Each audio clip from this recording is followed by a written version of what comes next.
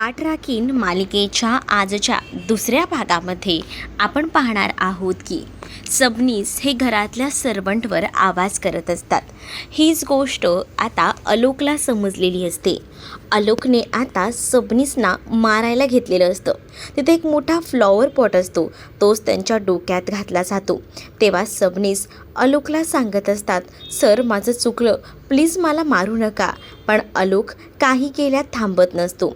आलोकने सबनीसला ओळखलेलं असतं, सबनीस कसा आहे ते, आणि आलोकच्या डोक्यावरही थोडासा परिणाम झाल्यामुळे आलोक थोडा विचित्र वागत असतो. आलोक त्या सबनीसना म्हणत असतो की आमच्या घरात जे सर्वंट आहेत त्यांच्यावर तुम्ही हक्क गाजवता, यांचा पगार कट करता, तुमची अवस्था ना तर बेकारच करायला हवी, याच भाषेत आता बोललं जात असतं. तेव्हाच ना दुसरीकडे आता जेव्हा हे सगळं काही होत असतं तेव्हा मात्र तो एक कलरिंगचं काम करत असतो आणि वेगवेगळे कलर एका बाऊलमध्ये मिक्स करतो आणि एकदम विचित्र असा कलर तयार होतो. तेव्हाच आलोक म्हणत असतो की तुमची लायकी ना या रंगाप्रमाणे आहे, कारण आतापर्यंत घरात जितकेही लोक आहेत ना त्या सगळ्यांना त्रास द्यायचं काम तुम्ही करता. सबनीस तुला आता सोडत नसतो आणि सबनीसवर तो पूर्ण जो रंग आहे, जो रंग पूर्ण बेरंग असतो, तो रंगच आता पूर्ण बाऊल जो आहे तो आलोक त्या सबनीसच्या तोंडावर ओततो. पूर्णपणे घरात नुसता चिखल झालेला असतो. आलोक आता त्या सबनीसला सोडत नाही, जोरजोरात मारायला सुरुवात करतो. तेच इकडे बाहेर पत्रकार गेले असतात आणि सुलक्षणा सूर्यवंशी हिला प्रश्न विचारत असतात. तेवढ्यातच आलोकचा आवाज सुलक्षणाला ऐकू येतो. पत्रकारांच्या प्रश्नाला उत्तर न देता सुलक्षणा थेट आतमध्ये जाणंच पसंत करते, कारण तिला कळलेलं असतं की आतमध्ये काहीतरी सुरू आहे. आणि जेव्हा ती आतमध्ये येते ना तेव्हा ती इकडे तिकडे पाहू लागते. तेव्हाच तिच्या लक्षात येतं की काहीतरी गडबड आहे.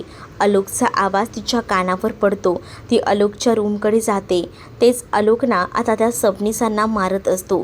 तेवढ्यातच तिथे जेव्हा सुलक्षणा पोचते तेव्हा आलोक त्या सुलक्षणाचा सुद्धा द्वेष करत असतो. म्हणजे आपल्या आईला सुद्धा तो नजरेआड उभं करू शकत नसतो. तो सरळ सुलक्षणाला सांगतो की तू चालती हो इथून.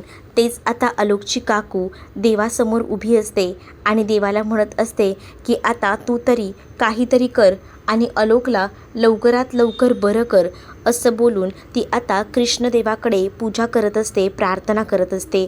आलोकचा आवाज जसा काकूला ऐकू येतो तेव्हा सगळं काम सोडून आधी काकू जी आहे ती धावत आलोकच्या रूमकडे जायला निघते.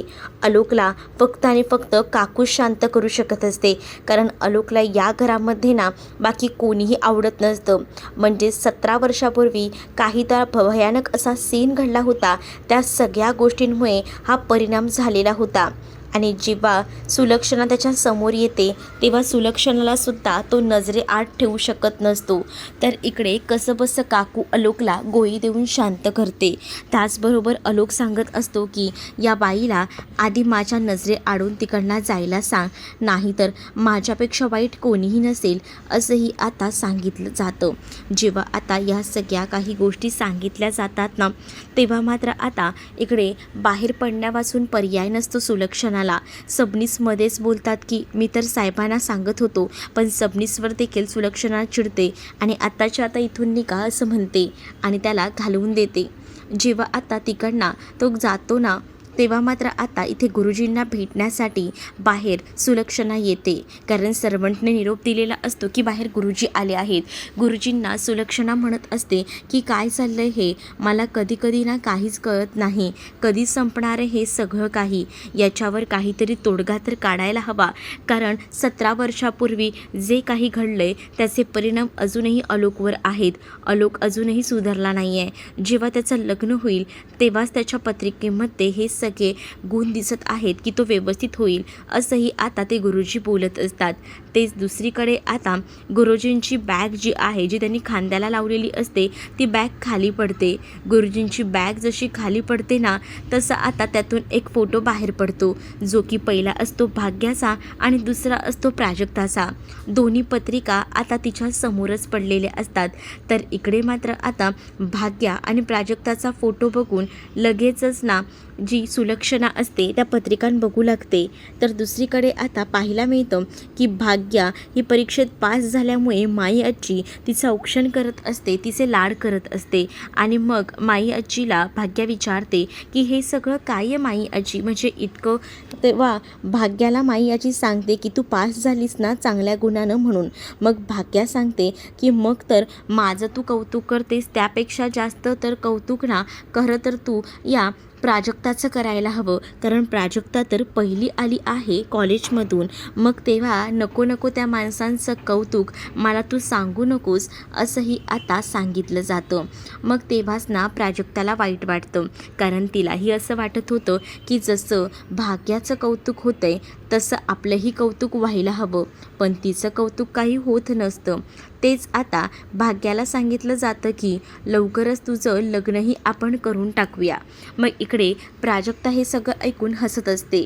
तर मुद्दामून ना ती आता प्राजक्ताला म्हणत असते की बघूयाच ना कोणाचं लग्न पहिलं होतं आणि कोण इथून बाहेर पडतं ते.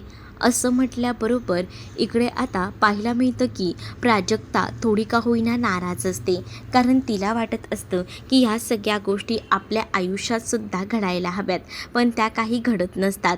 म्हणूनच थोडीशी ती नाराज असते. पण त्याचबरोबर तृप्ती मात्र तिला आता या सगळ्या गोष्टीची जाणीव करून देत असते, कारण आता भाग्याच्या आयुष्यात जे सुख आहे ते तुझ्या नाही, निदान लग्न झाल्यावर तरी तुझं आयुष्य फळफळतंय का ते आपण बघूया आणि कोणाचं लग्न पहिलं होतंय तेही बघूया असंही तृप्ती आता म्हणत असते. तेच इकडे प्राजक्ताचा फोटो सुलक्षणाने आपल्या हातात धरलेला असतो आणि सुलक्षणाला पाहताक्षणी आता प्राजक्ता आवडलेली असते सून म्हणून, आणि म्हणूनच ती गुरुजींना म्हणत असते की ही मुलगी कोण आहे. तेव्हा गुरुजी सांगतात की जे वैद्यबुवा आहेत ना त्यांची ही भाची आहे. त्याच्या पत्रिका माझ्याकडे आता आली होती, त्यांची मुलगी ही लग्नाची आहे. ही बघा ही मुलगी आहे, नाही मला ही पसंत नाही आहे, मला हीच भाची पसंत आहे.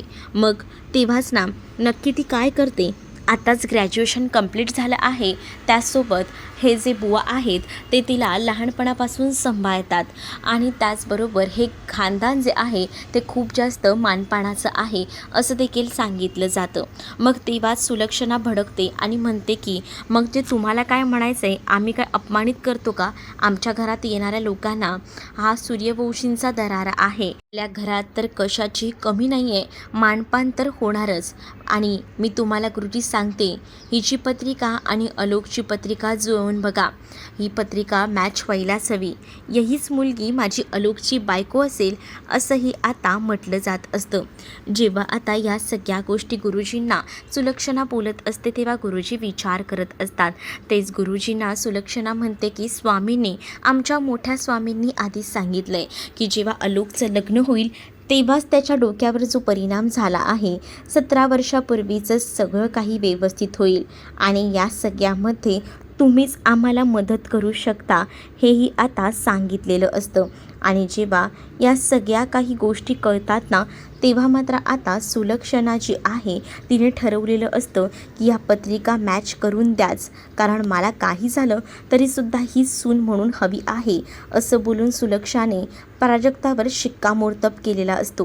प्राजक्ता तिला मनापासून आवडलेली असते आणि त्यामुळेच प्राजक्ताला सून बनवून घ्यायचं हे तर आता तिचं फिक्स झालेलं होतं आणि त्यामुळेच गुरुजींना तिने आदेश दिलेला असतो, काही झालं तरी दोघांच्या पत्रिका नीट बघा आणि त्या जुळल्या की मला लगेच सांगा, म्हणजे लग्नाची पुढची बोलणी करायला मी मोकळे, असंही आता गुरुजींना सुलक्षणा सांगू लागते.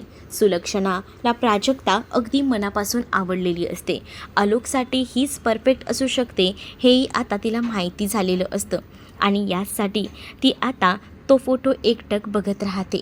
आणि तेव्हाच ना दुसरीकडे इंटरव्ह्यूला जायचं म्हणून छान तयारी आता सुरू असते.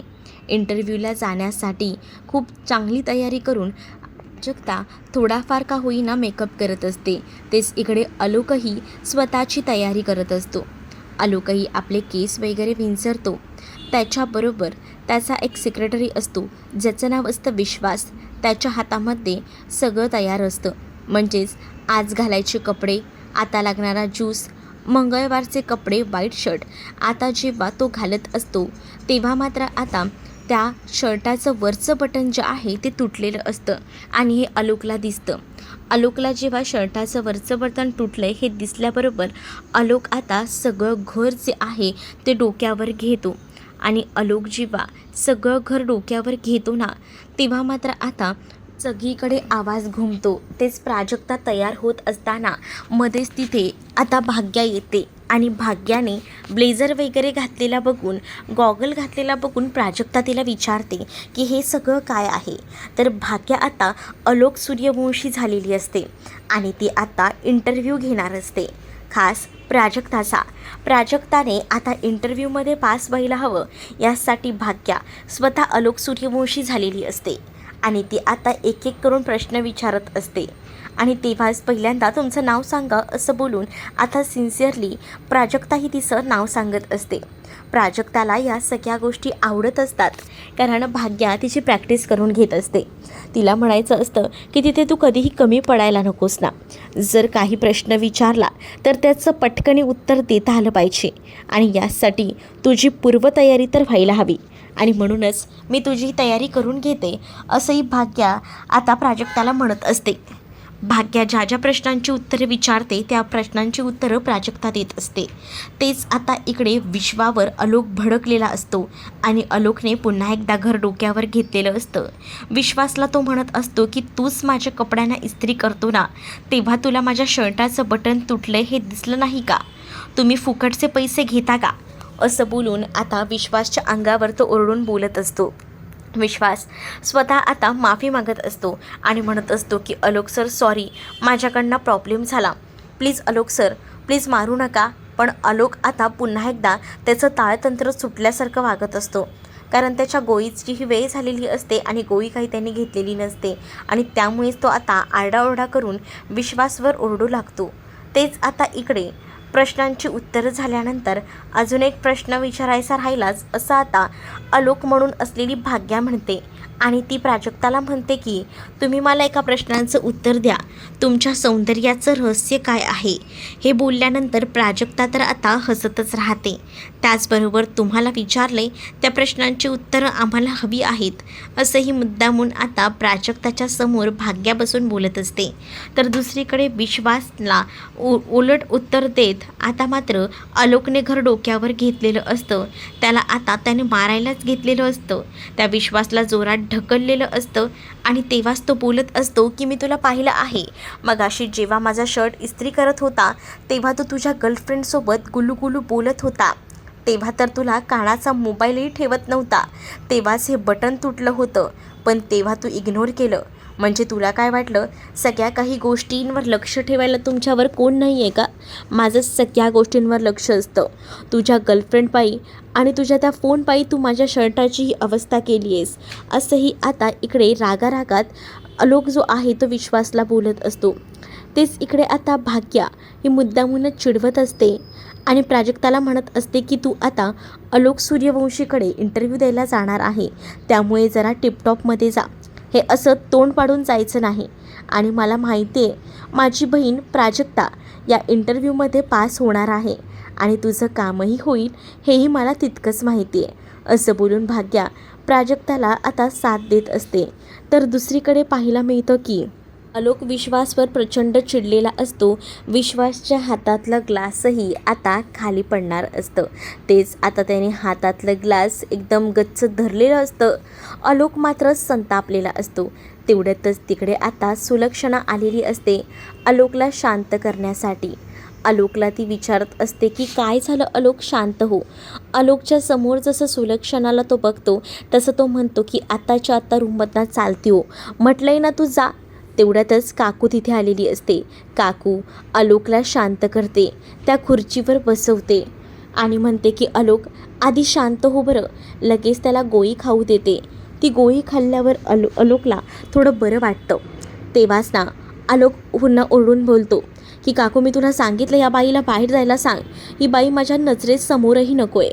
तो आता त्याच्या आईला सुलक्षणाला नजरेसमोरही बघू शकत नसतो. तो लगेचच तिला बाहेर काढू लागतो. तर काकूही आता डोळ्याने सुलक्षणाला इशारा करत असतात की मी आहे, मी बघते. तर तेच आता इथे भाग्या आणि प्राजक्ता दोघीही जणी बसलेल्या असतात. तर भाग्या म्हणत असते प्राजक्ताला की तू आता इंटरव्ह्यूला जाते, इंटरव्ह्यू एकदम जबरदस्त असा झाला पाहिजे. काही प्रश्न विचारली ना तर उत्तर दे, म्हणजे कसं तुझं काम झालं पाहिजे असं देखील आता सांगितलं जातं. तेच आता दुसरीकडे प्राजक्ताही भाग्याला चिडवत असते की आता कोणाचं तरी लग्न होणार आहे. मग भाग्याही तिला म्हणत असते की माझं जरी लग्न झालं तरीसुद्धा पाठ राखीन म्हणून मी तुलाच घेऊन जाणार आहे. आणि मला माहिती आहे की तुझं आज हे जॉबचं काम होणारच, कारण माझ्या बहिणीला नाव ठेवण्यासारखं तिच्यात काही कमी नाहीच आहे. असंही आता भाग्या ही प्राजक्ताला बोलत असते. प्राजक्ताही म्हणते की काय गं, प्रत्येक वेळेला माझ्या सौंदर्याचं कौतुक करायलाच हवं का? तर त्यानंतर आता दोघींच्याही छान गप्पा सुरू असतात. तर भाग्या ही प्राजक्ताला ऑल द बेस्टही बोलत असते, कारण आता तिला बाहेर पडायचं असतं. तेच दुसरीकडे प्रीती घरात इंटरव्ह्यू असतात म्हणून सगळ्याची अरेंजमेंट करत असते. प्रीतीची तयारी सुरू असते. ते सुलक्षणा बाहेर येते आणि प्रीतीला विचारते की हे सगळं काय आहे. त्यावर प्रीती सुलक्षणाला म्हणते की आज आपल्या घरात इंटरव्ह्यू आहे ना ट्यूशन टीचरसाठी. अगं पण आता तू समर आणि स्मरारासाठी घरातच ट्यूशन ऑर्गनाईज केलं आहेस का? तुला त्यांना बाहेर ट्यूशनला पाठवता काय झालं आहे? तेव्हाच आता नाही काय आहे ना, आपण सूर्यवंशी आहोत, सो मी विचार केला की यामध्येही कशाला कमी पडायचं, म्हणून मी घरातच ट्यूशन त्यांचं करायचं ठरवलं आहे आणि त्यासाठी आज ओपन इंटरव्ह्यू आहे असंही आता प्रीती सांगत असते. त्यावर सुलक्षणा तिच्यावर चिडते आणि तुला तर चांगलंच माहिती आहे की आपल्या घरात बाहेरचं कोणीही आलेलं मला चालत नाही, मग बाहेरच्या लोकांना एंट्री नाही या घरात, आताच्या आता हे सगळं काही थांबवायचं असंही सुलक्षणा प्रीतीला म्हणत असते. प्रीती आता नाराज असते. तेच इकडे आता मुद्दामुन्ना भाग्या प्राजक्ताला चिडवत असते आणि आता खुद्द आलोक सूर्यवंशी तुझा इंटरव्ह्यू घेणार आहेत आणि ते जेव्हा तुला बघतील ना तेव्हा तर त्यांची तुझ्यावरनं नजरच हटणार नाही आहे बघ. म्हणजे ते तुझ्यात एवढे मिसळून जातील ना की बघायलाच नको. मला तर माहिती आहे नक्कीच ना चांगलं काहीतरी घडणार आहे असंही आता ती म्हणत असते. त्यातच आता तू इंटरव्ह्यूला जातेस म्हटल्यावर तयारी तर एकदम टिपटॉपमध्ये कर, ड्रेसही छान घाल असंही आता भाग्या प्राजक्ताला सांगत असते. भाग्या कपाटामध्ये छान अशी ड्रेसवर घ्यायला ओढणी शोधत असते. त्यातच तिला जी ओढणी भेटत असते ती सगळी ओढणी ती लावून बघत असते की ही चांगली वाटते का. तेच आता दुसरीकडे खूप जास्त भडकलेली सुलक्षणा असते, कारण ती आता प्रीतीला ओरडून सांगत असते की तुला तर चांगलंच माहिती आहे की आपल्या घरात कोणीही आलेलं चालत नाही, मग तू इंटरव्ह्यू कसे काय ठेवले हे सगळं आताच्या आता बंद करायचं हे देखील सांगितलेलं असतं. पण त्याच वेळेला प्रीती म्हणत असते की सॉरी मोठी आई, पण मला ह्या इंटरव्ह्यू घ्याव्याच लागतील, कारण मी त्या इंटरव्ह्यूना ओपन ठेवले आहेत. म्हणजे या इंटरव्ह्यूसाठी मी सगळीकडे टाकलं होतं नाव, म्हणजेच जिथे आता इंटरव्ह्यूसाठी बोलवलं आहे किती लोक येतील माहीत नाही, त्यामुळेच ना सॉरी असंही आता ती म्हणत असते. तेच दुसरीकडे आता प्राजक्ता तयार झालेली असते. प्राजक्ता जेव्हा सुंदर तयार होते ना तेव्हा तिथे आता तिला भाग्या म्हणत असते की कसली कमाल दिसतेस. तेवढ्यातच आता तृप्ती येते आणि तृप्ती म्हणते की काय ही अशी भडक लिपस्टिक, अगं थोडीशी अजून लाव ना, म्हणजे कसं इंटरव्ह्यूला जाताना टिपटॉप दिसायला होतं ना असंही आता ती म्हणत असते.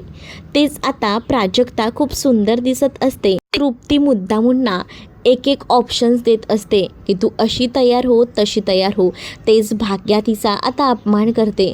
तुला काय माहिती का यातलं सगळं काही, असं बोलून तिचं थोबाडच बंद करायचं काम आता इथं भाग्यानं केलेलं असतं. तेच आता भाग्या सांगू लागते तृप्तीला की तुला इंटरव्ह्यूला जाताना कसं तयार व्हायचं हे माहिती आहे का. तृप्ती म्हणते मी बरी कुठे इंटरव्ह्यूला गेली होती. तर मग भाग्या सांगते ज्या गोष्टीबद्दल आपल्याला माहिती नाही ना तर तिथे जास्त बोलूही नाही, जा पटकन ना चाय बनव 1 कप असं भाग्या तृप्तीला सांगते. तृप्ती म्हणते मी आणि चहा, हो तुला सांगते जा, प्राजक्ता इंटरव्ह्यूला जाते ना तर तिच्यासाठी छान असा चहा बनव असंही आता भाग्या तृप्तीला बोलते. तृप्ती म्हणते की बरं ठीक आहे, आता तू एवढं बोलतेच आहेस तर बनवते बाबा. कारण आता भाग्याने जी काही ऑर्डर दिलेली असते ती तृप्तीला फॉलो करावीच लागणार असते. तृप्ती शेवटी म्हणते की शेवटी तू तर तुझ्या आईवरच गेली. तुझी आई कशी वाकड्यात जाऊन बोलत असते, अगदी तूही तशीच माझ्याशी बोलतेस. तर भाग्या म्हणते कळलं ना, मग जा प्राजक्तासाठी भारी असा चहा बनव, कारण तिला आता इंटरव्ह्यूला जायचं आहे, तिची तयारीही बाकी आहे. तोपर्यंत चहा होऊ दे तुझा, असंही भाग्या तृप्तीला सांगते. मग काय, तृप्तीला न राहून जावंच लागतं चहा बनवण्यासाठी. तिच्याकडे दुसरा कोणताही ऑप्शन नसतोच. आणि मग काय, ती जाते. मग तेव्हाच ना तृप्ती गेल्यानंतर भाग्याला प्राजक्ता म्हणत असते की काय गरज होती गं, तू वहिनीला कामाला कशाला लावलं. अगं माझा चहा मी घेतलाच असता की. अगं राहू दे गं, तसंही काय इथे उभं राहून बडबड करत होती आणि नको नको ते उपदेश देत होती. त्यापेक्षा तिला पाठवून दिलेलंच बरं. आणि आता किती सुंदर दिसतेस बघ, तुला कोणाची नजर लागायला नको, असं बोलून आता भाग्या बोटं मोडू लागते. तर दुसरीकडे आता इकडे सुलक्षणाने प्रीतीला सांगितलेलं असतं की आज आपल्या घरात कोणी यायला नको, इंटरव्ह्यू वगैरे सगळ्या कॅन्सल. पण सुलक्षणाला प्रीती सांगते मी काही कॉलेजेसमध्ये पॅम्पलेट्स वाटप केलं होतं, त्यामुळे किती जणं येतील किती नाही माहीत नाही. पण सुलक्षणा म्हणते की पण प्रत्येकाचं बाहेर जे आहे ना ते व्यवस्थित निरीक्षण करायचं आणि मगच घरात घ्यायचं, कारण या सूर्यवंशीच्या घरात कोणत्याही बाहेरच्या व्यक्तीला एंट्री नाही आहे, हे तुला आधीच माहिती आहे. तरीसुद्धा तू हे सगळं इंटरव्ह्यूचं ठेवलेस मला न विचारता, असंही आता बोललं जात असतं. तेच आता दुसरीकडे इंटरव्ह्यूला प्राजक्ता निघालेली असते. भाग्या तिला ऑल द बेस्ट बोलत असते. भाग्या तिला पैसेही 100 रुपये देते.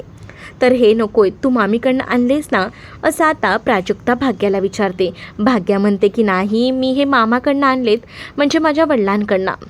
त्यांनी सांगितलं आहे की तुला जाताना रिक्षाने जायचे आणि येतानाही रिक्षाने यायचे, त्यामुळेच हे 100 रुपये, चालत बिलकुलही जायचं नाही, कळलं ना. मग आता भाग्याला प्राजक्ता म्हणते की किती करतेस गं तू माझ्यासाठी.